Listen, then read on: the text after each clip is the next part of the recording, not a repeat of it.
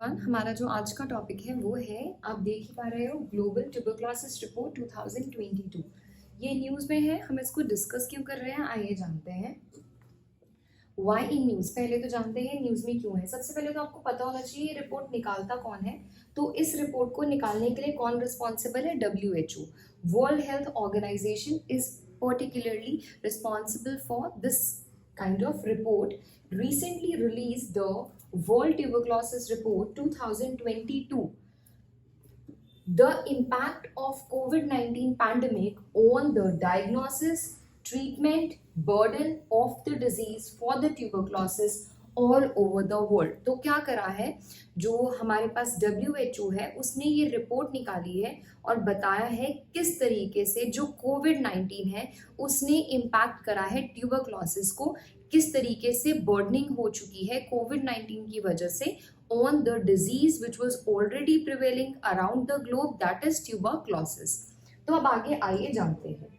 अगर हम ट्यूबरक्लोसिस की बात करें तो ट्यूबरक्लोसिस क्या है?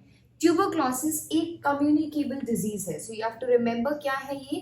कम्युनिकेबल डिजीज है, that is major cause of ill health and one of the leading cause of death world wide. तो इसके कारण बहुत ज्यादा डेथ होती है, वर्ल्ड वाइड होती है। Until corona virus pandemic, TB was the leading cause of the death from single infectious agent ranking above HIV। तो कोविड के कारण बहुत ज्यादा डेथ हुई है, बट कोविड से पहले टीबी ऐसी बीमारी थी जिसके कारण बहुत ज्यादा डेथ्स हो रही थी। अगर हम बात करें तो क्या इसकी ट्रीटमेंट के लिए कुछ है? तो यस, अभी तक इसकी ट्रीटमेंट के लिए हम क्या देते हैं? BCG vaccine. टीबी को ट्रीट करने के लिए, हम उसको क्योर करने के लिए पहले ही लोगों में BCG वैक्सीन क्या कर सकते हैं? इंजेक्ट कर सकते हैं ताकि उनको टीबी ना हो सके। सो BCG vaccine is the tuberculosis vaccine which can be used in tuberculosis patient. जो टीबी है it is caused by bacillus Mycobacterium tuberculosis. तो ये किसका नाम है? ये हमारे पास बैक्टीरिया का नाम है। This is the name of the bacteria जिसके कारण ट्यूबरक्लोसिस ही हो रहा है, और वो बैक्टीरिया का नाम क्या है? Bacillus Mycobacterium tuberculosis. तभी इसका नाम, बीमारी का नाम भी क्या है? ट्यूबरक्लोसिस ही है। तो याद क्या रखना है? बैक्टीरिया के कारण ट्यूबरक्लोसिस हो रहा है, which is spread when people who are sick with TB expel bacteria into the air, that is example by coughing। तो कम्युनिकेबल है, अगर किसी को ऑलरेडी टीबी है तो अगर वो खांसी करेगा या फिर उसके मुंह से जिस भी पेशेंट में टीबी है अगर ड्रॉपलेट्स बाहर आएंगी तो वो ड्रॉपलेट्स में जो इन्फेक्शन है टीबी वाली वो किसी और पर्सन में भी टीबी कॉज कर सकती है। तो via coughing it can be easily spread, that is why it is known as communicable diseases में है ये। अब नेक्स्ट क्या है? About a quarter that is 1/4 of the global population is estimated to have been infected with TB। तो बहुत ज्यादा होता है a quarter, 1/4 of the population around the globe is infected with TB। तो TB के साथ इतने ज्यादा लोग क्या है? infected हैं।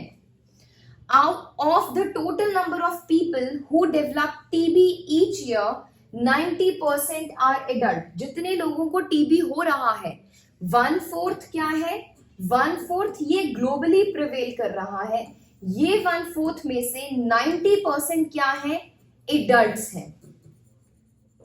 जैसे कि लिखा है, of the total number of people who develop TB each year 90% are adults with more cases among the men than women. तो ये चीज आप क्या रख सकते हो? इस डाटा को आप याद रख सकते हो। Next, The disease typically affects the lung। तो जो डिजीज है वो किसको इफेक्ट कर रहा है? हमारी लंग्स को, ठीक है, हमारे जो पल्मोनरी सिस्टम है उसको इन्फेक्ट कर रहा है। पर ऐसा नहीं है कि कहीं और नहीं हो सकता, कहीं और भी हो सकता है, बट जो लंग्स है उनको सबसे ज्यादा क्या करता है? इन्फेक्ट करता है।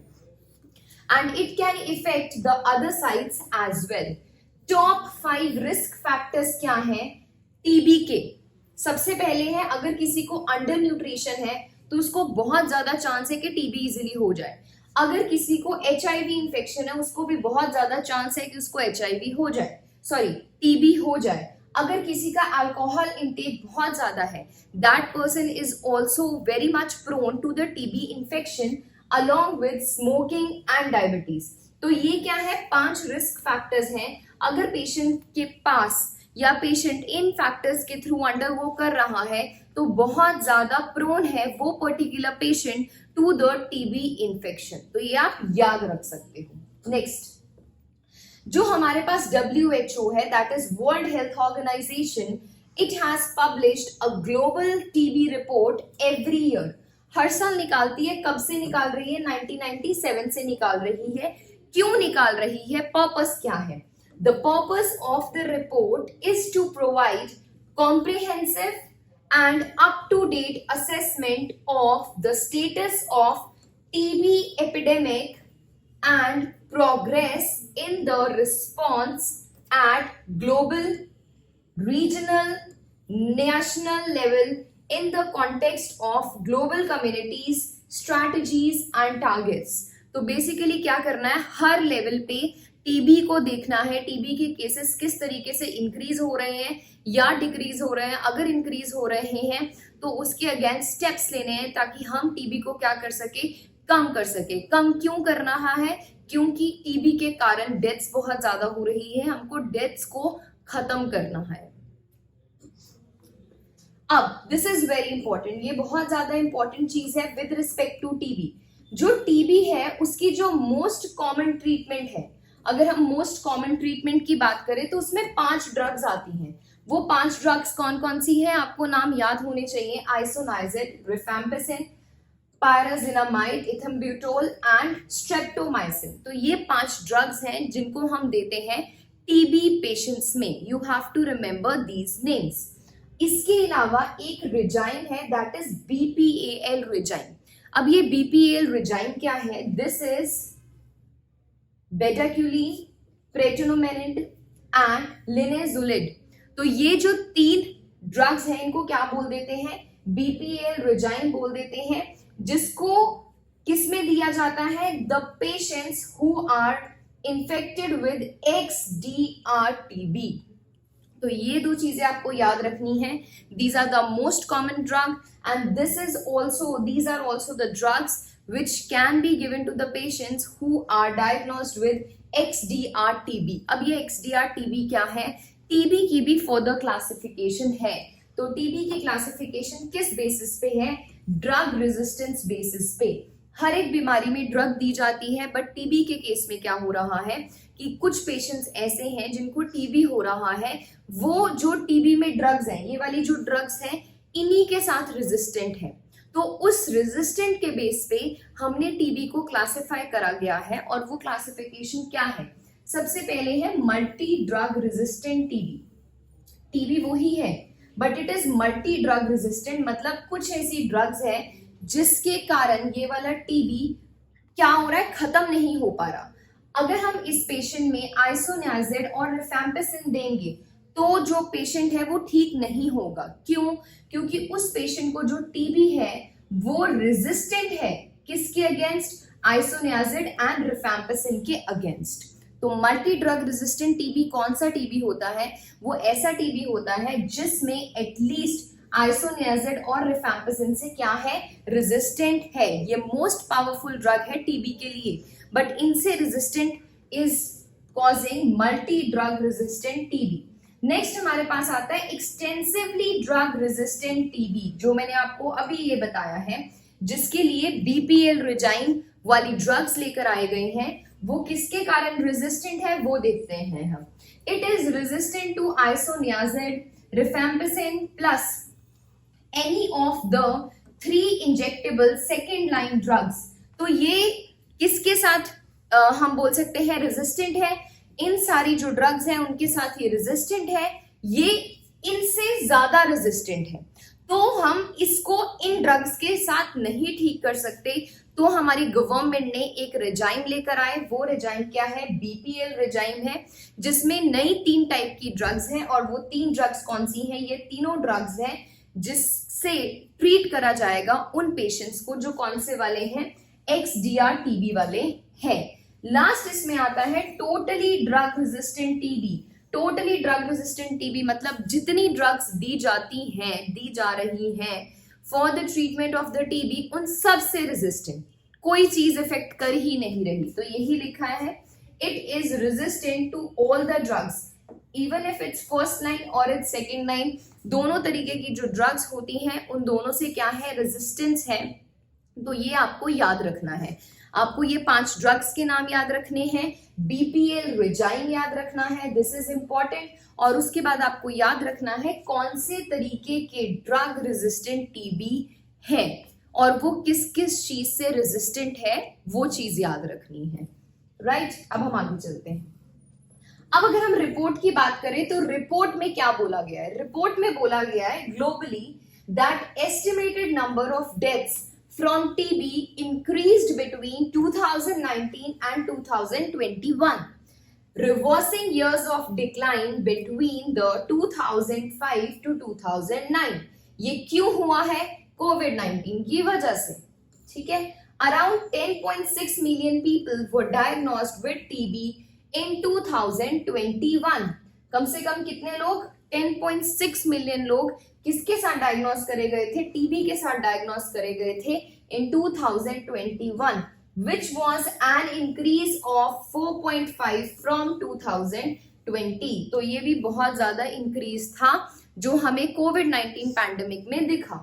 TB is the second leading infectious disease killer after कोविड-19। तो याद रखना, HIV एड्स से भी ऊपर है टीबी और उससे ऊपर क्या है? कोविड-19, जिसके कारण ग्लोबली इतनी ज्यादा डेथ्स हुई हैं। तो टीबी इतना ज्यादा डेंजरस डिजीज है जिसको ट्रीट करना बहुत ज्यादा जरूरी है। अगर हम इंडिया की बात करें, if we talk about India, तो इंडिया में with 28% of cases India has the highest TB patient count. India में तो टीबी पेशेंट काउंट ही बहुत ज्यादा है, 28% ऑफ द टोटल काउंट, उसमें से 28% क्या है? टीबी ही है। The gap between the estimated TB incidence and the reported number of people newly diagnosed is highest in India, that is 24%, and India was among the 3 countries. India was among the 3 countries along with Indonesia and Philippines that accounted for most of the reduction in 2020. 67% of the global trend, इतना इन्होंने reduce भी करा है। तो ये India के statistics हैं।